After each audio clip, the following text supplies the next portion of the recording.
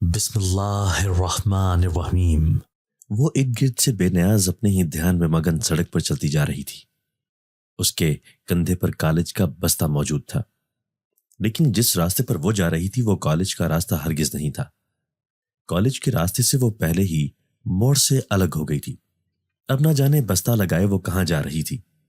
موسم بے حد سہانا تھا، کافی دنوں کے بعد بارش ہونے والی تھی۔ آسمان پر بادل دیکھتے ہی انسانوں کے ساتھ ساتھ چرند پرند نے بھی اللہ کا شکر ادا کیا تھا اور سکون کی سانس خارج کی تھی، کیونکہ پچھلے 1.5 مہینے سے جون جولائی کی سخت گرمی سب کے لیے وبال جان بنی ہوئی تھی۔ دن میں تو سورج سوا نیزے پر آ کر وہ آگ برساتا تھا کہ اس کی تپش اس کے ڈوب جانے کے بعد بھی رات گئے تک رہتی تھی۔ ایسے میں پنکھے اور ایئر کولر بھی بے بس ہو جایا کرتے تھے۔ لوگ بارش کے لیے دعائیں مانگ کر تھک چکے تھے اور آخرکار آج قدرت نے سب کی دعاؤں کو قبولیت کا شرف بخش دیا تھا۔ فجر کے بعد ہی سے تھوڑی تھوڑی ٹھنڈی ہوا چلنے لگی تھی اور پھر ہلکے ہلکے بادل چھانے لگے تھے۔ سورج طلوع ہونے کے وقت تک بادلوں نے آسمان پر مکمل طور پر اپنا قبضہ کر لیا تھا، جس کے بعد سورج کو آج اپنا منہ دکھانے کی جگہ مل نہ سکی تھی۔ یوں وہ بھی بادلوں کے کہیں پیچھے ہی چھپ کر رہ گیا تھا۔ اس نے گھڑی میں وقت دیکھا تو 8:30 کا وقت ہو رہا تھا۔ بادلوں کی گھن گرج بھی شروع ہو گئی تھی اور ہوا کی رفتار میں بھی تیزی آ رہی تھی۔ وہ کچے راستے سے چلتی ہوئی اب کھیتوں کی طرف آنے لگی تھی۔ سامنے ایک کھیت کے آخر میں ایک ٹوٹے پھوٹے گھر کا ڈھانچہ تھا جو ایک کھنڈر کی شکل دے رہا تھا۔ کسی زمانے میں یہاں کوئی رہا کرتا تھا، لیکن نہ جانے کیسے ان پر کوئی آفت آئی یا نہ جانے کیا ہوا تھا کہ جو اب یہ گھر یہاں اس کھنڈر کی حالت میں تھا۔ اس میں صرف گھر کی باقیات ہی رہ گئی تھی، بیچ میں کیا تھا کیا نہیں کچھ علم نہیں تھا۔ یہ جگہ اس نے اپنی سہیلیوں کے ساتھ مل کر کچھ دن پہلے ہی دریافت کی تھی، اور اب اس سمت ان سب نے اس جگہ کو پکنک پوائنٹ بنا لیا تھا۔ چند دن پہلے ہی کی بات تھی جب وہ یہاں آئی تھی۔ یہ جگہ ان کے گھر سے 20-25 منٹ کی دوری پر تھی اور جنگل سے تھوڑی ہی دور تھی۔ وہ اس کے گھر کے آس پاس سے رہنے والی اس کی سہیلیاں اکثر بکریاں چرانے یا پھر لکڑیاں اکٹھی کرنے کے لیے یہاں آس پاس آتی رہتی تھی، لیکن اتنا دور وہ پہلی مرتبہ آئی تھی۔ اس دن وہ سب بکریوں کو چرنے کے لیے چھوڑ کر خود کھیل میں مصروف ہو گئی تھی۔ وہ کھیل میں اس قدر محو ہو گئی تھی کہ انہیں بکریوں کی یاد ہی نہ رہی تھی۔ مغرب کی اذانوں کی آواز جب ان کے کانوں میں پڑی تو تب سب کو وقت کا احساس ہوا تھا۔ تبھی سبھی نے ہڑبڑی میں اپنی اپنی بکریاں ڈھونڈی پکڑی، لیکن اس کی بکری نہ جانے کہاں کھو گئی تھی۔ وہ کافی دیر تک اپنی بکری کو ڈھونڈتی رہی تھی، مگر اس کا کہیں کوئی سراغ نہ ملا تھا۔ وہ بے حد ڈر گئی تھی۔ اس کی بھابھی تو ویسے بھی اس سے خدا واسطے کا بیر رکھتی تھی۔ اب اگر اس کو پتہ چلا کہ اس کی بکری گم ہو گئی ہے تو نہ جانے اس نے کون سا طوفان کھڑا کر لینا تھا۔ یہ بکری اس کی بھابھی کو اس کے میکے والوں نے جہیز کے طور پر دی تھی۔ اس کی سب سہیلیاں ہی اس کی بھابھی کی طبیعت سے اچھی طرح واقف تھیں، اس لیے وہ سب کی سب بھی اس کے ساتھ اس کی بکری ڈھونڈنے میں اس کی مدد کر رہی تھی۔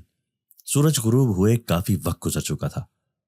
اب تو اندھیرا ہر طرف پھیل رہا تھا۔ جو جو اندھیرا گہرا ہوتا جا رہا تھا ویسے ویسے اس کی اور اس کی دوستوں کی سانسیں حلق میں اٹک رہی تھیں۔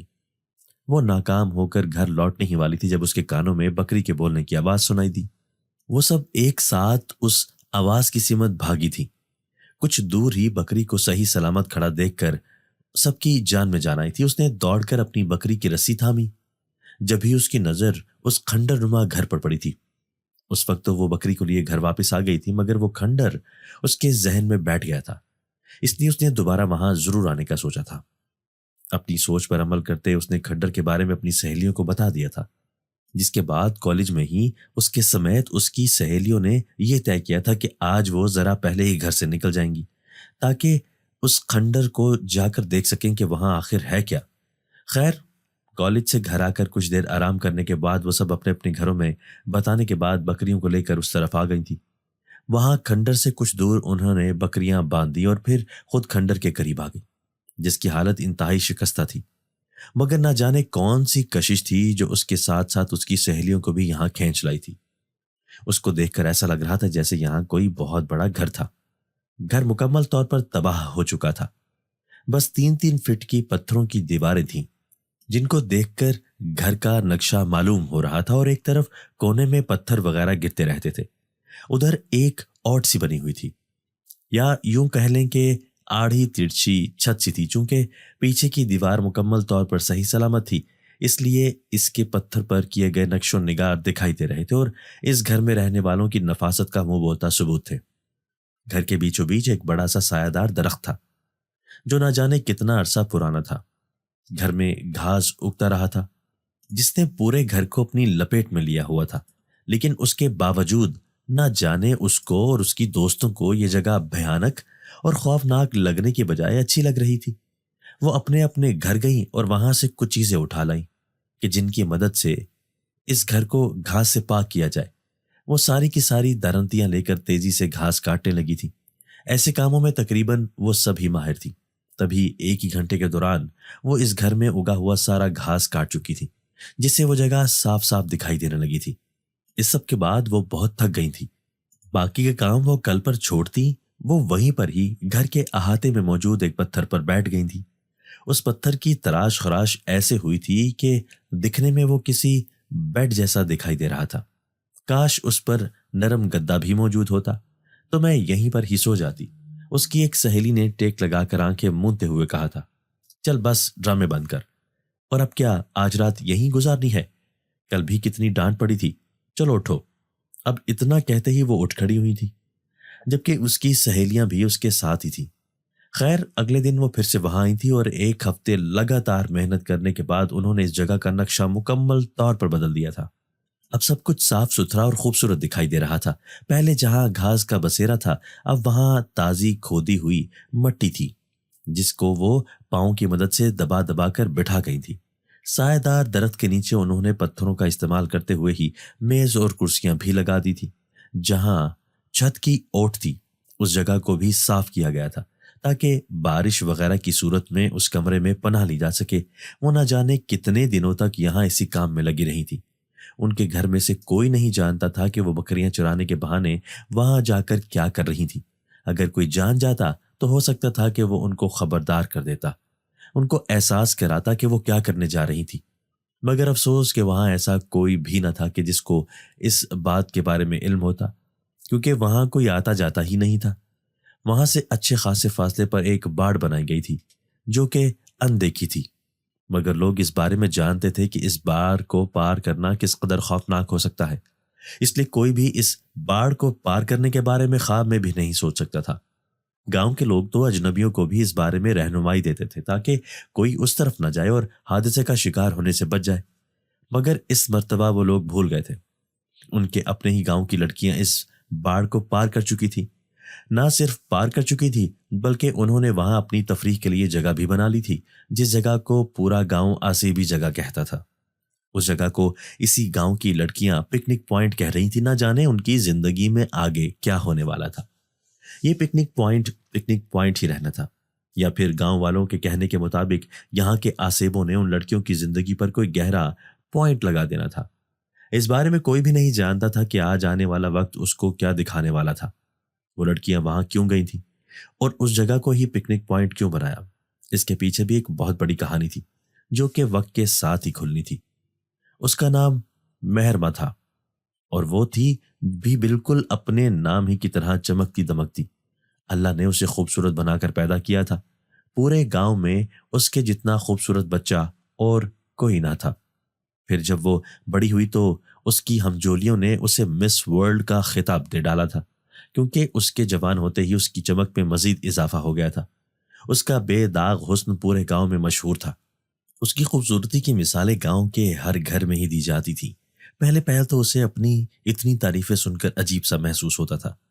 اسے ایسے لگتا تھا جیسے وہ انسان نہیں، جیسے کوئی ہوائی مخلوق ہے جسے سب لوگ اتنی ستائش سے دیکھتے ہیں اور اس کی تعریفیں کرتے ہیں، مگر پھر وقت کے ساتھ ساتھ اس میں بھی نزاکت آ گئی تھی۔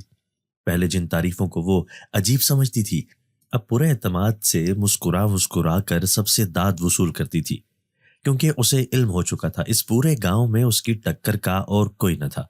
خیر وہ ایک متوسط گھرانے میں پیدا ہوئی تھی اور ایک مڈل کلاس فیملی سے تعلق رکھتی تھی۔ اس کی پیدائش کے 10 سال بعد اس کے ابا فوت ہو گئے تھے۔ اس کے بعد ساری ذمہ داری اس کی اماں اور بھائی پر آ گئی تھی۔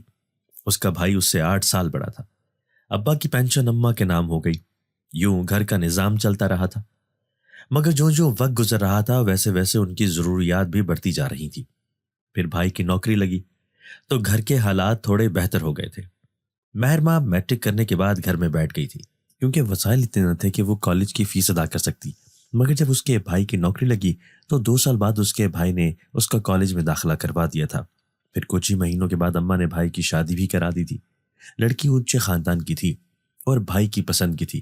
یوں اس کی ماں نے دیر کرنا مناسب نہ سمجھا تھا اور اس کی بھابھی کو گھر لے آئی تھی۔ جیسے اس کی بھابھی کا خاندان اونچا تھا ویسے ہی اس کی بھابھی کا ناک اور خیالات بھی اونچے تھے۔ وہ صرف اس کے بھائی سے ہی رشتہ رکھنا چاہتی تھی۔ اسے مہر ماں اور اس کی ماں ایک آنکھ نہ بھاتی تھی، لیکن مجبوری کے تحت وہ انہیں ساتھ رکھنے پر مجبور تھی، کیونکہ وہ جانتی تھی کہ مہر ماں کا بھائی مہر ماں اور اس کی ماں سے کس قدر محبت کرتا ہے۔ وہ اپنے شوہر کے سامنے تو کچھ نہ کہتی تھی، لیکن اس کی غیر موجودگی میں مہر ماں اور اس کی ماں کو باتیں سنانا نہ بھولتی تھی۔ وہ ان دونوں کو تانے دیتی تھی اور انہیں جتاتی رہتی تھی کہ اس کے میکے والے کتنے امیر ہیں۔ مہر ماں اور اس کی ماں کو تو وہ حقیر سمجھتی تھی۔ جلدی اس نے پورے گھر پر اپنا کنٹرول کر لیا تھا۔ کھانے اس کی مرضی کے پکتے اور اس کی مرضی کے وقت پر پکتے۔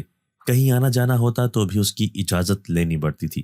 ایسے میں مہر ماں اور اس کی ماں دونوں پیسے کی روب تلے آ کر دب سی گئی تھی، اور پھر ان کی یہی کمزوری اس کے ہاتھ لگ گئی اور وہ ان کو اپنی مرضی کے مطابق چلاتی تھی۔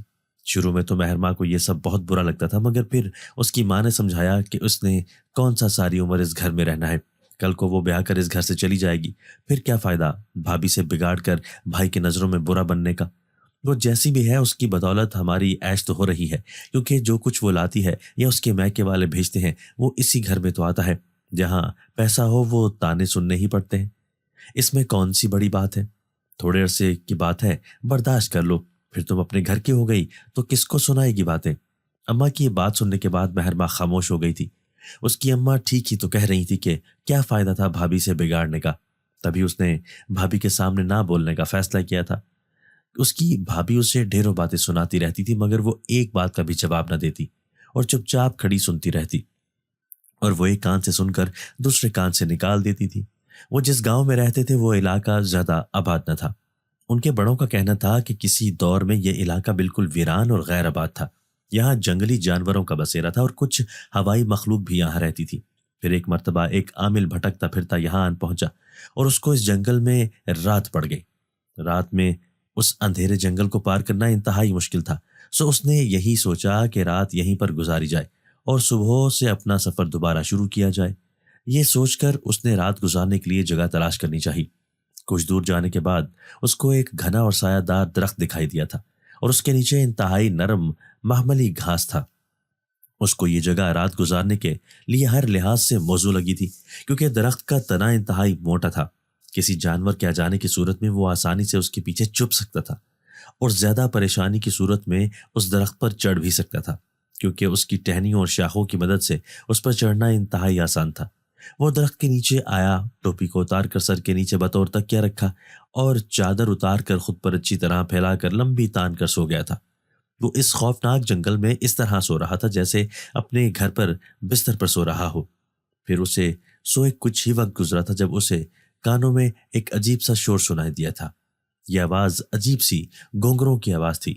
پہلے تو اس نے یہ سمجھنے کی کوشش کی کہ وہ ہے کہاں، مگر جب اس کے حواس بحال ہوئے تو سب کچھ یاد آنے پر وہ ایک دم اٹھ بیٹھا تھا۔ اس جنگل میں کون تھا یہ گھنگرو باندھے ناچ رہا تھا؟ اس سوچ کے آتے ہی اس نے ارد گرد نظر دوڑا کر دیکھا تھا، مگر اگلے ہی لمحے وہ ششدر رہ گیا تھا۔ سامنے کا منظر اس کو شدید حیرت میں مبتلا کر گیا تھا۔ اس نے اپنی دونوں آنکھیں مل کر دوبارہ سے کھولی تھی کہ آیا وہ جو کچھ دیکھ رہا ہے وہ سچ بھی ہے یا نہیں، مگر دوبارہ آنکھیں کھولنے پر بھی کچھ نہ بدلا۔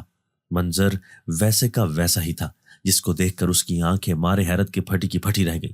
اس نے دیکھا کہ وہ جگہ جہاں وہ سویا تھا وہ جنگل کی بجائے ایک خوبصورت محل میں بدل چکی ہے، اور ہر طرف روشنی ہی روشنی تھی۔ اس سے کچھ فاصلے پر ایک عجیب و غریب شکل کی مخلوق ناچ رہی تھی، جسے دیکھ کر ایک لمحے کو اسے ڈر محسوس ہوا تھا، مگر اگلے لمحے اس نے خود کو سنبھال لیا تھا، کیونکہ وہ ایک مضبوط مرد تھا اور اس کا کام ہی یہی تھا کہ لوگوں کے ساتھ سے جنات نکالنا۔ دن میں کئی مرتبہ اس کا سامنا اس اندیکھی مخلوق سے ہو جاتا تھا، مگر ابھی فرق صرف اتنا تھا کہ وہ اس مخلوق کو اپنی آنکھوں سے ظاہری طور پر دیکھ رہا تھا۔ اس کو اپنی طرف دیکھتا پا کر وہ مخلوق اس کی طرف آئی تھی۔ وہ اس پر حملہ کرنے والی تھی، مگر اس نے کمال پھرتی کا مظاہرہ کرتے ہوئے خود کو اس کے وار سے بچا لیا تھا۔ اس مخلوق نے کئی بار اس پر حملہ کیا، مگر اس نے ہر مرتبہ ہی اپنے آپ کا بچاؤ کر لیا تھا، جس سے وہ مخلوق طیش میں آ گئی تھی۔ اس نے غراتے ہوئے عامل کو مخاطب کیا اور کہا کہ تو کون ہے؟ تو میرے وار سے کیسے بچ رہا ہے؟ تو کوئی عام انسان نہیں ہے، کیونکہ آج تک کوئی بھی انسان میرے وار سے بچ نہیں پایا۔ یہ گڑھا دیکھ رہے ہو؟ اس کو میں نے تم انسانوں کی ہڈیوں سے بھر دیا ہے۔ یہاں جو بھی آیا ہے وہ کبھی لوٹ کر نہیں گیا۔ تو واحد ہے جو میرے وار سے بچ رہا ہے۔ بتا، کیوں آیا ہے تو یہاں پر؟ کیا مقصد ہے تیرا؟ نہیں تو میں تجھے مار ڈالوں گا۔ اس کی باتیں سن کر عامل خوفزدہ ہونے کے بجائے مسکرا دیا تھا اور کہنے لگا، تم ٹھیک سمجھی، میں یہاں واقعی ایک مقصد سے آیا ہوں، اور وہ مقصد تمہیں ختم کرنا ہے، کیونکہ تم نے لوگوں کو بہت پریشان کر دیا ہے۔ کسی کو بھی تم یہاں سے گزرنے نہیں دیتی۔ جنگل تو جنگل، اب تو راستے سے گزرنے والے بھی تمہارے وار سے محفوظ نہیں ہیں، کیونکہ تم نے سب کو پریشان کر رکھا ہے۔ کیا بگاڑا ہے انسانوں نے تمہارا؟ وہ عامل اس جنزادی کو قابو کرنے آیا تھا جو وہاں نہ جانے کتنے عرصے سے لوگوں کو مار رہی تھی۔ وجہ صرف یہ تھی کہ ایک انسان کا پیر غلطی سے اس کے بھائی پر آ گیا تھا، جس کی وجہ سے اس کے بھائی کی گردن پر دباؤ پڑا تھا اور دم گھٹنے کی وجہ سے وہ مر گیا تھا۔ اس کے بعد سے اس جنزادی نے ہر انسان سے اس چیز کا بدلہ لینا شروع کر دیا تھا۔ تبھی وہ عامل آج اس کو سمجھانے آیا تھا۔ عامل نے پہلے باتوں سے اس کو سمجھانا چاہا تھا، مگر جب وہ نہیں سمجھی تو مجبوراً عامل کو اپنا عمل کرنا پڑا تھا۔ عمل کے بعد یہ ہوا کہ وہ چڑیل جو پہلے بہت اترا رہی تھی، وہ اب گھٹنوں کے بل عامل کے سامنے بیٹھی تھی اور اس کا چہرہ آنسوؤں سے تر ہو چکا تھا۔ اب یہ آنسو بھائی کی موت کے تھے یا پھر اپنی ہار کے، وہ عامل اس چیز کا اندازہ نہیں لگا پایا تھا۔ اس کے لیے اتنا ہی کافی تھا کہ اس نے اس مخلوق کو اپنا تابع کر لیا تھا، جس نے کئی زندگیوں کو ختم کر دیا تھا۔ صبح کے وقت جب وہ اسے قید کیے وہاں سے آنے لگا تو تب اس نے اسے دہائی دی کہ وہ یہاں سے کہیں نہیں جانا چاہتی، وہ اسے یہیں چھوڑ جائے۔ وہ آج کے بعد کسی کو پریشان نہیں کرے گی۔ نہ جانے کیوں اس عامل نے اس کے وعدے پر یقین کر لیا تھا۔ اس عامل نے اس جنزادی کو ایک حد بتا دی تھی اور اس حد پر ایک حصار بھی کھینچ لیا تھا، اور اس سے وعدہ لیا کہ چاہے کچھ بھی ہو جائے وہ اس حصار کو پار کر کے آگے نہیں آئے گی۔ اس جنزادی نے وعدہ کر لیا اور کہا کہ وہ اس حصار سے باہر نہیں جائے گی، لیکن اگر کوئی انسان اس حصار کے اندر داخل ہو گیا تو اس کی واپسی کی ذمہ داری نہ ہوگی، کیونکہ جب جب وہ انسانوں کو دیکھتی ہے اسے اپنے بھائی کی موت یاد آ جاتی ہے۔ اس لیے کوشش کرنا کہ جو حصار تم کھینچو اس کو کوئی انسان پار نہ کرے۔ یوں وہ دونوں ایک دوسرے کے وعدے کے پابند کرتے ایک دوسرے سے الگ ہو گئے تھے۔ پھر کافی عرصے تک کوئی ناخوشگوار واقعہ پیش نہ آیا تھا۔ پھر اس جگہ لوگ آ کر آباد ہونا شروع ہو گئے تھے۔ سب کو حصار کے بارے میں علم نہیں تھا، مگر کسی نہ کسی طرح لوگوں کو علم ہوتا گیا، اس لیے سب اس سے دور ہی رہتے تھے۔ اسی واقعے کو کئی سال گزر گئے تھے۔ وہاں کئی نسلیں آ کر آباد ہوئیں اور گزر گئی تھیں۔ کئی سالوں بعد وہاں پر ایک نیا نویلا جوڑا آیا تھا، جن کی کچھ ہی دن قبل شادی ہوئی تھی، اور وہ یہاں گھومنے پھرنے کی غرض سے آیا تھا۔ لیکن اس جوڑے کو یہ جگہ اتنی پسند آئی کہ ان دونوں نے ہمیشہ کے لیے اسی جگہ رہنے کا فیصلہ کر لیا تھا۔ ان دونوں نے گھر بنانے کے لیے اس گھنے درخت والی جگہ کا انتخاب کیا تھا۔ لوگوں کو جب ان کے فیصلے کا علم ہوا تو انہوں نے ان دونوں کو سمجھانے کی بے حد کوشش کی تھی، لیکن وہ دونوں کچھ سمجھنے کے لیے تیار ہی نہ تھے۔ گاؤں والوں نے انہیں پوری تفصیل سے آگاہ کر دیا تھا، لیکن پھر بھی وہ لوگ اپنے فیصلے سے پیچھے نہ ہٹے۔ ان کا کہنا تھا کہ یہ سب لوگوں کا وہم ہے اور بھوت پریت وہ نہیں مانتے، یہ سب صرف لوگوں کی بنائی ہوئی باتیں ہیں، اس کے علاوہ اور کچھ نہیں۔ جب گاؤں والے ان کو ہر طرح سے سمجھا کر تھک گئے تو پھر انہوں نے ان دونوں کو ان کے حال پر چھوڑ دیا تھا، کیونکہ وہ کوئی بھی بات سمجھنے کے حق میں تھے ہی نہیں۔ جو ان کے ساتھ دماغ کھپانے سے بہتر تھا کہ ان کو ان کے حال پر چھوڑ دیا جاتا۔ ایسے ہی گاؤں والوں نے کیا تھا۔ یوں وہ دونوں اس عامل کا بتایا ہوا حصار پار کر کے اس طرف چلے گئے اور وہاں پر اپنے رہنے کے لیے درختوں اور پتھروں کی مدد سے ایک گھر بھی بنا لیا تھا۔ حیرت کی بات تو یہ تھی کہ اس سارے عرصے کے دوران ان کے ساتھ کوئی ناخوشگوار واقعہ پیش نہ آیا تھا، جس کی وجہ سے گاؤں والوں کے دلوں سے اس جگہ کا خوف نکلتا جا رہا تھا، اور لوگ اب کھلے عام اس طرف جانے لگے تھے اور وہاں سے واپس بھی آنے لگے تھے۔ سب کا یہی کہنا تھا کہ ہو سکتا ہے کہ وہ جنزادی یہاں سے کوچ کر گئی ہو۔ آخر ہوائی مخلوق ہے، ایک ہی جگہ آخر کتنی دیر رہ سکتی ہے؟ چلی گئی ہوگی کسی دوسری جگہ۔ یہی سب سوچ کر وہ لوگ اب پوری طرح مطمئن ہو چکے تھے، مگر یہ سب صرف ان کا وہم تھا اور کچھ نہیں۔ وہ تو انسانوں کی دشمن تھی اور ان کی طاق میں تھی۔ اگر اس حصار سے باہر نکلتی تو فوراً ہی اس عامل کی قید میں چلی جاتی، جو خود تو مر گیا تھا مگر اس کا عمل ابھی تک ختم نہ ہوا تھا۔ یوں اس کی گمنام قید میں رہنے سے بہتر تھا کہ وہ اسی جنگل میں رہتی۔ ان دونوں میاں بیوی کو وہاں رہتے عرصہ ہو گیا تھا جب ایک مرتبہ پھر سے پورے گاؤں میں ڈر پھیل گیا تھا۔ وجہ گاؤں کی کماری لڑکیوں کا غائب ہو جانا تھا۔ پہل تو ان لوگوں کا دھیان اس طرف نہ گیا تھا، مگر پھر سب کی توجہ ہی اس طرف مبذول ہو چکی تھی کہ جو بھی لڑکی وہ حصار پار کر کے دوسری طرف جاتی وہ وہیں سے غائب ہو جاتی تھی، اور پھر ان لڑکیوں کو دیکھنے کے لیے جو بھی اس حصار کے پار گیا وہ لوٹ کر نہیں آیا تھا۔ تبھی گاؤں والوں کی جان پر بنائی تھی۔ پھر سے ایک عامل سے رابطہ کیا گیا اور اسے تمام حالات و واقعات سے آگاہ کیا گیا۔ تمام حالات جان لینے کے بعد اس عامل نے اپنے ساتھ 11 لوگ لیا اور حصار پار کر کے دوسری طرف چلا گیا۔ وہاں ان لوگوں نے پورا جنگل چھان مارا تھا مگر وہاں کوئی انسان تو کیا، انہیں ایک چونٹی تک بھی نہیں ملی تھی۔ وہ گھر بھی خالی پڑا ہوا تھا۔ وہ میاں بیوی بھی دونوں پراسرار طور پر غائب ہو چکے تھے۔ وہ عامل اپنے ساتھ لے جائے گئے لوگوں کو باہر نکال لایا تھا۔ اس نے اس سے پہلے کیے گئے حصار پر ایک اور مضبوط حصار کیا اور گاؤں والوں کو سختی سے منع کیا کہ وہ اس طرف نہ جائیں، کیونکہ وہ جنزادی ابھی بھی یہیں کہیں موجود تھی اور وہ کبھی بھی اس حصار سے باہر نہیں نکل سکتی تھی، اس لیے گاؤں والے ہی احتیاط کریں اور اس طرف نہ جائیں۔ یوں ایک مرتبہ پھر سے اس جگہ کو غیر ممنوع قرار دے دیا گیا تھا اور وہاں باقاعدہ سائن بورڈ لگا دیا گیا تھا کہ یہاں سے آگے جانا منع ہے، مگر نہ جانے کیسے مہرباں اور اس کی سہیلیاں وہ سائن بورڈ نہیں دیکھ پائی تھی اور اس خوفناک اور پراسرار جگہ کو اپنا مسکن بنا لیا تھا۔ اس دن بھی ان سب نے صبح کے وقت ہی آسمان پر بادلوں کو دیکھتے ہوئے کالج جانے کے بجائے اسی جنگل میں درخت کے نیچے پکنک بنانے کا ارادہ بنا لیا تھا۔ یوں کالج کی بجائے جنگل کے راستے پر چل پڑی تھی، اس بات سے انجان کہ آگے ان کے ساتھ کیا ہونے والا تھا۔ مہرماں ان سب سے پہلے درخت کے نیچے پہنچ چکی تھی۔ وہ جیسے ہی درخت کے نیچے پہنچی تو آسمان نے بھی اس کے استقبال کے لیے ٹپ ٹپ کرتے بارش کے قطرے برسانا شروع کر دیے تھے، لیکن ابھی ان میں اتنی شدت نہ آئی تھی۔ وہ ہلکی ہلکی بارش تھی۔ مہرماں وہیں درخت کے نیچے ٹہلتی ہوئی اپنی سہیلیوں کا انتظار کرنے لگی تھی، جو نہ جانے کہاں رہ گئی تھی، جو اب تک نہ پہنچی تھی۔ اس نے موبائل پر کال ملا کر ان لوگوں سے رابطہ کرنا چاہا تھا، مگر فون پر نو نیٹ ورک لکھا دیکھ کر اس کا منہ بنا تھا۔ اتنی خوبصورت جگہ پر نیٹ کا نہ ہونا اس کو دکھ میں مبتلا کر گیا تھا، جس کے بعد اس نے بے دلی سے موبائل واپس اپنے پرس میں ڈال لیا تھا۔ یہ موبائل بھی اسے بھابھی کے مرہون منت ہی ملا تھا۔ اس کی بھابھی نے نیا موبائل لیا تھا، جس کے بعد پرانا موبائل ترس کھا کر اس کے ہاتھ میں دے دیا تھا، ورنہ اس کے پاس ٹچ موبائل تو کیا کی پیڈ موبائل بھی نہیں تھا۔ وہ کافی دیر تک وہاں اپنی سہیلیوں کا انتظار کرتی رہی تھی، مگر انہوں نے نہیں آنا تھا، سو وہ نہیں آئیں۔ مہرماں کو ان سب پر بے حد غصہ آ گیا تھا۔ یہ کون سا طریقہ تھا بھلا؟ اگر ان لوگوں نے نہیں آنا تھا تو اسے بھی بتا دیتی تاکہ وہ بھی نہ آتی، یوں اسے یہاں آ کر ان کے انتظار میں خوار تو نہ ہونا پڑتا۔ وہ خراب موڈ کے ساتھ پیر پٹکتی واپس جانے کے لیے مڑی ہی تھی کہ جب اچانک آسمان سے اولے پڑنا شروع ہو گئے تھے۔ اولوں کو دیکھتے ہی اسے سہیلیوں کی یاد تو بھول گئی تھی۔ وہ درخت کے نیچے سے نکل کر اولوں میں آ گئی تھی۔ اس کا ارادہ لطف اندوز ہونے کا تھا، مگر جو ہی وہ باہر نکلی اس کو احساس ہو گیا کہ ان اولوں میں باہر نکلنا سراسر اپنی شامت بلانا ہے، کیونکہ اولوں کا سائز بڑا تھا۔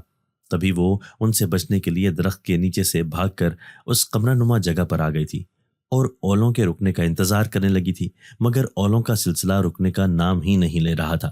تقریباً 15 منٹ سے 20 منٹ تک وہ اولے برستے رہے اور ان کے رکنے کے ساتھ ہی موسلادھار بارش شروع ہو گئی تھی۔ جیسے ہی بارش شروع ہوئی تو مہرماں باہر آسمان تلے آ گئی تھی، کیونکہ اب اسے اس کمرے میں عجیب سی گھٹن محسوس ہونے لگی تھی۔ تبھی وہ وہاں سے نکل کر باہر آ گئی اور دونوں ہاتھ پھیلائے بارش میں گول گول گھومنے لگی تھی۔ وہ نہ جانے کتنی دیر تک یوں ہی گھومتی رہی تھی اور نہ جانے وہ کتنی دیر تک یوں ہی رہتی، لیکن اچانک اس کی نظر اس کمرے کے اندر پڑی تو وہ جہاں تھی وہیں پتھر کی مورت بن کر کھڑی ہو گئی۔ اس کا اوپر کا سانس اوپر اور نیچے کا سانس نیچے رہ گیا تھا۔ خوف سے اس کی آنکھیں ابل پڑنے لگی تھی۔ رنگ لٹھے کی مانند سفید پڑ گیا تھا۔ جسم میں گردش کرتا خون ایک دم سے منجمد ہو گیا تھا۔ وہ حیرت اور خوف کی ملی جلی کیفیت سے کمرے کے اندر دیکھ رہی تھی، جہاں ہو بہو اس کی شکل کی کوئی لڑکی کھڑی تھی۔ ایسا لگ رہا تھا جیسے اندر وہی ہو، لیکن اگر وہ اندر تھی تو پھر یہاں باہر کیسے تھی؟ اسے کچھ سمجھ نہیں آ رہا تھا۔ تبھی وہ خود کو اپنے ہاتھوں سے ٹٹول ٹٹول کر دیکھنے لگی تھی، مگر وہ تو بالکل صحیح سلامت تھی۔ پھر وہ ایک ہی وقت میں دو جگہوں پر کیسے موجود ہو سکتی تھی؟ یہ تو اس نے فلموں اور ڈراموں میں دیکھا تھا کہ اگر ایک بندہ مر جاتا ہے تو اس کی روح ایک طرف الگ کھڑی دکھائی جاتی ہے اور جسم ایک طرف، مگر یہاں تو اس کے ساتھ یہ سین حقیقت میں شروع ہو گیا تھا۔ وہ ایک ہی وقت میں دو الگ الگ جگہوں پر تھی۔ اس نے یہ سب سوچتے ہوئے ایک مرتبہ پھر سامنے دیکھا، اور اس مرتبہ پھر سے وہ چونک اٹھی تھی کیونکہ سامنے کوئی بھی نہ تھا۔ وہ بھاگتی ہوئی اس کمرے کی جانب گئی تھی، مگر اسے کوئی دکھائی نہ دیا تھا۔ اس نے وہاں سے باہر نکلتے اس گھر کا پورا احاطہ چھان مارا تھا، مگر کوئی ہوتا تو اس سے ملتا نہ۔ وہ اس پورے علاقے میں اس وقت اکیلی تھی۔ تھک ہار کر وہ واپس اسی درخت کے نیچے آ گئی تھی۔ وہ بہت زیادہ پریشان ہو چکی تھی۔ اس کو کچھ سمجھ نہیں آ رہا تھا کہ یہ سب کیا ہو رہا تھا۔ ابھی جو کچھ اس نے دیکھا وہ سچ تھا یا پھر اس کا وہم تھا، مگر وہ وہم کیسے ہو سکتا تھا؟ وہ بھی اس صورت جب اس نے سب کچھ اپنی آنکھوں سے دیکھا تھا۔ کیا وہ کوئی اس کی ہم شکل تھی یا پھر اس کا ضمیر؟ وہ ذرا بھر بھی اندازہ نہیں لگا پائی تھی۔ بارش اب تھم چکی تھی، مگر اس دوران وہ مکمل بھیگ گئی تھی۔ اس نے اپنا بستہ اٹھا کر وہاں سے واپسی کے لیے نکلنا چاہا تھا۔ وہ بستہ اٹھانے اس کمرے میں گئی تھی، مگر جو ہی وہ بستہ اٹھا کر پیچھے پلٹی، بستہ اس کے ساتھ سے چھوٹ کر ایک دم نیچے جا گرا تھا۔ اس کے منہ سے ایک دل خراش چیخ نکلی تھی۔ وہ الٹے قدم لیتی دیوار کے ساتھ جا لگی تھی کیونکہ اسی کی شکل کی لڑکی ایک دم اس کے سامنے آ گئی تھی۔ پھر دیکھتے ہی دیکھتے اس لڑکی کی آنکھیں لال انگارہ ہو گئی تھی، اور پھر ایک لمحہ لگا تھا، پھر وہ لڑکی کسی عجیب مخلوق میں تبدیل ہو گئی تھی جسے دیکھ کر ہی کلیجہ حلق کو آ رہا تھا۔ وہ الٹے قدم لیتی پیچھے دیوار کے ساتھ جا لگی تھی۔ اسے جتنی آیتیں صورتیں یاد تھیں وہ پڑھنے لگی تھی۔ اس سے پہلے کہ وہ عجیب و غریب مخلوق اس تک پہنچتی، مہرماں کی ہمت جواب دے گئی تھی اور وہ بے ہوش ہوتے زمیں بوس ہو گئی تھی۔ اس سے زیادہ کی سکت اس میں نہ رہی تھی کہ وہ کچھ اور دیکھ پاتی۔ جب اس کو ہوش آیا تو اس نے سمجھنے کی کوشش کی تھی کہ وہ کہاں ہے۔ ایک کر کے سارے منظر اس کی آنکھوں کے سامنے گھومنے لگے تھے، جن کا خیال آتے ہی وہ ایک دم سے اپنی جگہ سے اٹھ بیٹھی تھی۔ اس کی اماں فوراً دوڑ کر اس کے پاس آئی تھی اور کچھ پڑھ کر اس پر پھونکنے لگی تھی۔ اس نے دیکھا کہ وہ اپنے گھر میں اپنے بستر پر موجود تھی اور تقریباً پورا گاؤں ہی اس کے گھر پر جمع تھا۔ سب کی نظریں اسی کی طرف لگی ہوئی تھی۔ ان سب میں اس کی سہیلیاں بھی تھیں جو اس سے نظریں چرائے پھر رہی تھیں۔ تبھی وہاں ایک آدمی آیا تھا۔ اس نے گھر والوں کے علاوہ باقی سب کو وہاں سے جانے کے لیے کہہ دیا تھا۔ اس کی بات سنتے ہی سب لوگ تتر بتر ہو گئے تھے۔ وہ آدمی عامل تھا۔ وہ چلتا ہوا اس کے پاس آیا اور اس کا ماتھا پکڑ کر آنکھیں بند کر لیں اور پھر کچھ پڑھنے لگا۔ تھوڑی دیر کے بعد وہ بدک کر اس سے دور ہوا تھا اور پانی کی بوتل اٹھا کر اس میں سے کچھ پانی نکال کر اس کے اوپر چھڑکا تھا۔ پانی کی چیٹیں جیسے ہی اس پر پڑی، اس کی آنکھوں کے سامنے ایک مرتبہ پھر سے سارا منظر دھندلانے لگا اور وہ ایک مرتبہ پھر سے بے ہوش ہو گئی تھی۔ جانے اس عامل نے اماں کو کیا کہا کیا نہیں، اس کو اماں نے کچھ نہ بتایا تھا۔ اماں نے اسے اس جنگل اور اس جگہ کی ساری تاریخ کہہ سنائی تھی۔ اماں نے کہا کہ گاؤں والوں نے اس کی سہیلیوں کو اس طرف جاتے دیکھا تو انہوں نے بر وقت انہیں سب کچھ بتا کر وہاں جانے سے روک لیا تھا، مگر ان میں سے کوئی نہیں جانتا کہ وہ پہلے سے وہاں جا چکی ہے۔ موبائل پر اس کی سہیلیوں نے اس سے رابطہ کرنے کی کوشش کی تھی، مگر سگنل نہ ہونے کی وجہ سے اس کا رابطہ نہیں ہو سکا۔ اس کے بعد جب بارش رک گئی تو وہ مہرماں کے گھر گئیں تاکہ دیکھ سکیں کہ وہ گھر پر ہے یا نہیں، مگر اس کے گھر پہنچ کر جب ان کو اس کی غیر موجودگی کا علم ہوا تو ان کی جان پر بنائی تھی۔ سب کو پکا یقین ہو گیا تھا کہ مہرماں اسی جنگل میں ہی گئی تھی۔ تبھی سب نے باہمی مشورے سے ساری بات عامل کو بتائی، جس نے وقت پر پہنچ کر مہرماں کو بچا لیا تھا۔ اگر اس کو وہاں پہنچنے میں ذرا سی بھی دیر ہو جاتی تو وہ جنزادی مہرماں کو اپنی دنیا میں لے جاتی جہاں سے اس کا واپس آنا ممکن نہیں تھا۔ اتنا تو سب کو ہی معلوم تھا کہ وہ جنزادی لڑکیوں کو نہیں مارتی بلکہ سب کو اپنی دنیا میں لے جاتی ہے، مگر وہ یہ کیوں کرتی ہے اس کے بارے میں کسی کو علم نہ ہو سکا تھا۔ خیر، اس دن کے بعد سے مہرماں کی ماں ہر وقت اس کے ساتھ رہنے لگی تھی۔ وہ اس کو ایک منٹ کے لیے بھی اکیلا نہیں چھوڑتی تھی۔ رات کو بھی وہ اس کے ساتھ اس کے کمرے میں ہی سونے لگی تھی۔ مہرماں کئی دنوں سے کالج نہیں گئی تھی اور نہ ہی وہ اپنی سہیلیوں سے ملی تھی۔ اس کی سہیلیاں اس سے ملنے کے لیے آتی تھیں، مگر اس کی ماں اس کی سہیلیوں کو اس سے نہ ملنے دیتی تھی۔ آج ہفتے بعد مہرماں نے کالج جانے کے بارے میں سوچا تو اس کی ماں نے اسے صاف منع کر دیا کہ وہ کالج نہیں جائے گی۔ اس پر مہرماں نے اماں سے کہا کہ وہ گھر پر رہ کر بہت بور ہو گئی ہے، اب وہ مزید گھر پر نہیں رہ سکتی، اس لیے اسے کالج جانا ہے۔ مگر اس کی اماں نے اس کی کوئی بات نہ سنی تھی اور نہ ہی اس کی ضد کو اہمیت دی تھی۔ تبھی اس کی بھابھی نے اسے بتایا کہ وہ عامل اماں کو سختی سے منع کر کے گیا ہے کہ اسے گھر سے باہر نہ نکلنے دیا جائے، کیونکہ اگر وہ گھر سے باہر نکلی تو وہ جنزادی اپنے جادو کے ذریعے اسے اٹھا لے جائے گی۔ مہر ماں یہ سب سن کر بہت ڈر گئی تھی۔ ویسے بھی جو کچھ اس دن جنگل میں ہو چکا تھا، اس کے بعد مہر ماں کے دل میں ڈر بیٹھ چکا تھا۔ اس نے اماں کی بات تو مان لی تھی، مگر گھر میں رہ کر وہ بہت تنگ آ چکی تھی۔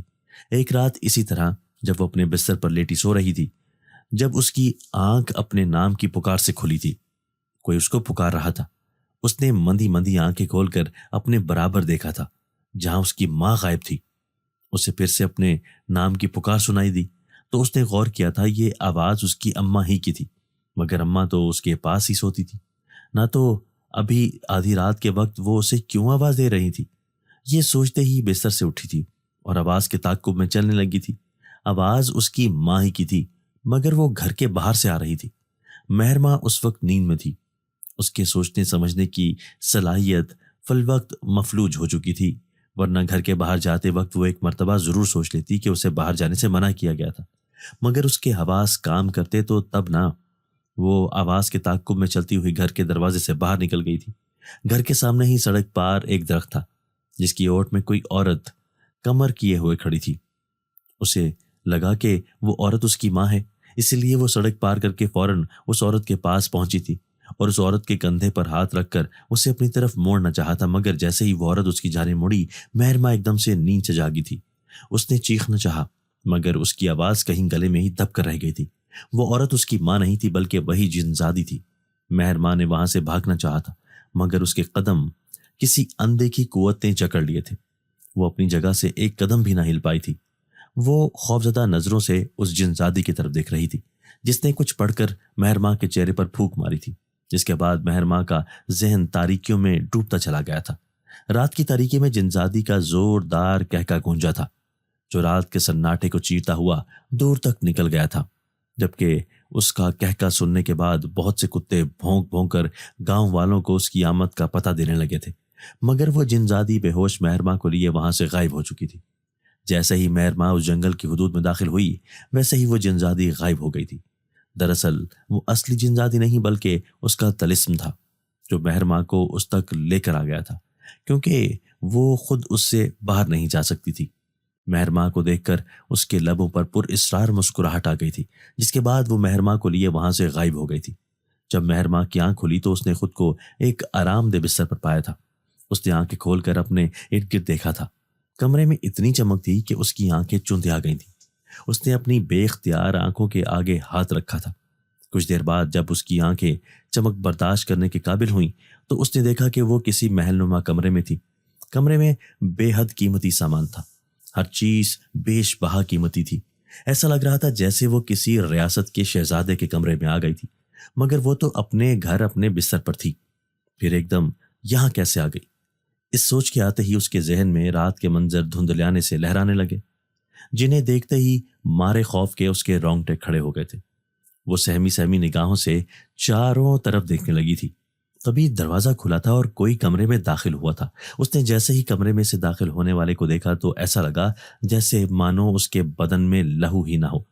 وہ عجیب و غریب مخلوق چلتی ہوئی اس کے قریب آ رہی تھی، جسے دیکھ کر اس کی جان جا رہی تھی۔ وہ عجیب و غریب مخلوق اس کے پاس آتے ہی ایک خوبصورت جوان کی شکل اختیار کر چکی تھی، جس کے سر پر ایک خوبصورت سا ہیرے موتی جڑا تاج تھا۔ وہ شخص مہر ماں کے پاس آیا اور ایک دم سے اس کا ہاتھ پکڑ لیا۔ مہر ماں تو دم سادھے یہ سب دیکھ رہی تھی۔ اس کے ہاتھ پکڑنے پر اسے کرنٹ سا لگا تھا۔ اس نے اپنا ہاتھ چھڑوانا چاہا تھا، مگر وہ نرم گرفت ایک دم مضبوط ہو گئی تھی، جیسے اس کو مہر ماں کی حرکت پسند نہ آئی تھی۔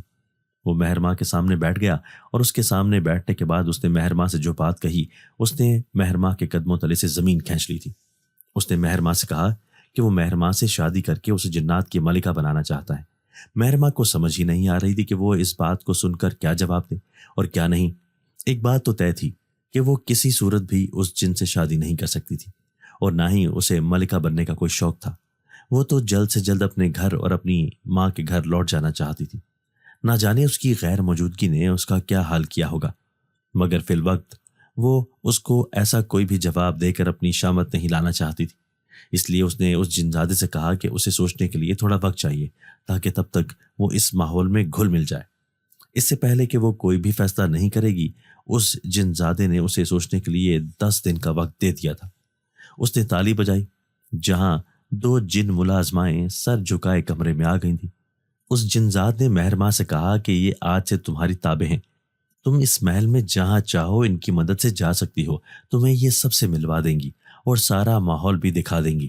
اتنا کہتے ہی وہ کمرے سے باہر چلا گیا تھا، جبکہ پیچھے مہر ماں ڈرتے ڈرتے ان ملازموں کو محل دکھانے کا کہتی ان کے پیچھے پیچھے چلنے لگی تھی۔ محل دیکھنا تو صرف بہانہ تھا، اصل میں تو وہ یہاں سے باہر نکلنے کا کوئی طریقہ ڈھونڈ رہی تھی تاکہ جلد از جلد یہاں سے اس کی جان چھوٹ جائے۔ نہ جانے وہ کس جہاں میں آ کر پھنس گئی تھی۔ محل بہت عالیشان تھا، کسی چیز پر بھی نظر نہیں ٹھہر رہی تھی۔ وہ گھوم گھوم کر تھک چکی تھی مگر اسے کوئی راستہ نہ مل رہا تھا۔ اگلے 4 سے 5 دن تک بھی وہ مسلسل کوئی راہ تلاش کرتی رہی مگر اسے سوائے ناکامی کے اور کچھ نہ ملا تھا۔ ایک چیز تھی جس نے اسے مزید پریشان کر دیا تھا، وہ یہ تھی کہ اس نے یہاں اپنی جیسی بہت سی انسان لڑکیاں اور عورتیں دیکھی تھی، جن میں سے کچھ بوڑھی ہو چکی تھی اور کچھ ابھی جوان تھی۔ کچھ ایسی تھی جو یہاں پر بالکل یہاں ہی کا حصہ معلوم ہو رہی تھی، وہ یہاں کے اس ماحول میں آ کر خوش تھیں، اور کچھ ایسی تھی جن پر دن رات مظالم کے پہاڑ توڑے جاتے تھے۔ ان کو اتنی تکلیف دی جاتی تھی کہ وہ مرنے والی ہو جاتی تھی، مگر ان کو مرنے بھی نہ دیا جاتا تھا، اور اگلے روز پھر ان سے ان کی نئی تکلیف کا آغاز کر دیا جاتا تھا۔ مہر ماں کو جانے کیا سوجھی کہ وہ ایک ملازمہ سے پوچھ بیٹھی کہ یہاں اتنی ساری انسانی لڑکیاں اور عورتیں کیسے آئیں اور ان کو اتنی تکلیف کیوں دی جاتی ہے۔ تو اس پر جو کچھ اس ملازمہ نے بتایا وہ سب کچھ سن کر مہر ماں کے رونگٹے کھڑے ہو گئے تھے۔ اس نے بتایا کہ یہ سب انسانی لڑکیاں اور عورتیں یہاں کی جنات کی خریدی ہوئی ہیں۔ اس کی بات سن کر مہر ماں کو بہت حیرت ہوئی تھی، ایسا کیسے ہو سکتا تھا بھلا؟ جنات انسانی عورتوں کو کیسے خرید سکتے ہیں؟ اس کی الجھن کو دیکھتے ہوئے ملازمہ بولی کہ جنات انسانی شکل میں میلوں میں جاتے ہیں، ان جگہوں پر جہاں بھیڑ بکریوں کی طرح ان کی بولی لگائی جاتی ہے، اور وہاں سے اپنی پسندیدہ عورتوں کو خرید کر لاتے ہیں۔ اور دوسرا طریقہ بہت سی جنزادیاں کر رہی ہیں، اسی جنزادی کی طرح جو آپ کو یہاں تک لائی ہے۔ آپ پر شہزادے کی نظر پڑ گئی تھی، وہ خود آپ کو اپنے پاس لانا چاہتے تھے، مگر اس جنزادی نے آپ کا استعمال کیا۔ اس نے آپ کو اغوا کر کے شہزادے کو بلیک میل کیا اور آپ کے بدلے میں شہزادے سے بھاری جرمانہ مانگا، جس پر شہزادے نے اسے وہ خزانہ دے کر آپ کو خرید لیا، کیونکہ وہ قبیلے سے دھتکاری ہوئی اور بہت پرانی جنزادی ہے۔ وقت کے ساتھ ساتھ اس کی طاقت اور عمر دونوں ختم ہو رہی ہیں۔ اسی طاقت کو حاصل کرنے کے لیے اس جنزادی کو خزانے کی ضرورت تھی، جو اس نے آپ کو بیچ کر پوری کر لی۔ وہ جنزادی سالوں سے یہی کام کر رہی تھی، وہ انسانی لڑکیوں کو اغوا کرتی اور پھر انہیں جنات کے ہاتھ بیچ دیا کرتی تھی۔ اس کے علاوہ بھی اور بہت سے جنات تھے جو انسانی لڑکیوں کو بیچنے کا کام کیا کرتے تھے، اور جو لڑکیاں جنات کے پاس آتی ان کے سامنے 2 آپشن رکھے جاتے تھے، یا تو وہ جنات کی بات مان کر ان کے ساتھ رہنے لگتی اور ان کے حکم کے مطابق چلیں، یا پھر ساری عمر جنات کی قید میں رہ کر ان کی اذیتیں سہتی رہیں، کیونکہ وہاں سے رہائی کسی صورت ممکن نہیں تھی۔ مہر ماں یہ سن کر بہت ڈر گئی تھی، اور اس نے شہزادے کو رضامندی دے دی کہ وہ اس سے شادی کرنے کے لیے تیار ہے۔ اسی خوشی میں شہزادے نے بہت بڑا جشن کرایا تھا۔ مہر ماں بے بسی سے سب دیکھ رہی تھی، دونوں صورتوں میں اسے جنات کی قید میں ہی رہنا تھا، تو کیوں نہ اذیت سے پاک قید کو ہی منتخب کر کے کیا جاتا۔ یہی سوچ مہر ماں کی بھی تھی۔ دوسری طرف مہر ماں کے گھر والے بڑے بڑے عاملوں کے ارد گرد چکر کاٹ رہے تھے کہ کسی طرح مہر ماں کو جنات کے چنگل سے واپس لانے کا کوئی حل مل جائے، اور آخر کار وہ اپنی کوششوں میں کامیاب ہو گئے تھے۔ جس روز مہر ماں اور اس کی جن کی شادی تھی، اسی روز مہر ماں کے گھر والے اسے جنات کے چنگل سے چھڑانے میں کامیاب ہو گئے تھے۔ اللہ کے حکم سے مہر ماں جنات کے چنگل سے صحیح سلامت اپنے گھر واپس آ گئی تھی۔ سب اس کو صحیح سلامت دیکھ کر بہت خوش ہوئے تھے، مگر یہ خوشی بس کچھ ہی دن کی تھی۔ کچھ دن بعد مہر ماں ایک مرتبہ پھر سے پراسرار طور پر غائب ہو گئی تھی۔ اس کے بعد ابھی تک اس کا کچھ بھی پتہ نہیں چل سکا، وہ کہاں تھی کہاں نہیں، کس حال میں تھی، زندہ بھی تھی یا نہیں، آج تک اس کا کوئی علم نہیں ہو سکا تھا۔ دوستو، اگر آپ کو آج کی ہماری یہ ویڈیو پسند آئی ہے تو اسے لائک کیجئے اور اسے اپنے پیاروں کے ساتھ شیئر ضرور کیجئے گا۔ اور ہاں، اگر آپ نے ابھی تک ہمارا چینل سبسکرائب نہیں کیا تو ہمارا چینل سبسکرائب کر دیجئے اور بیل آئیکن بھی پریس کر دیجئے تاکہ ہماری ہر نئی آنے والی ویڈیو آپ کو بر وقت مل سکے۔ اللہ حافظ۔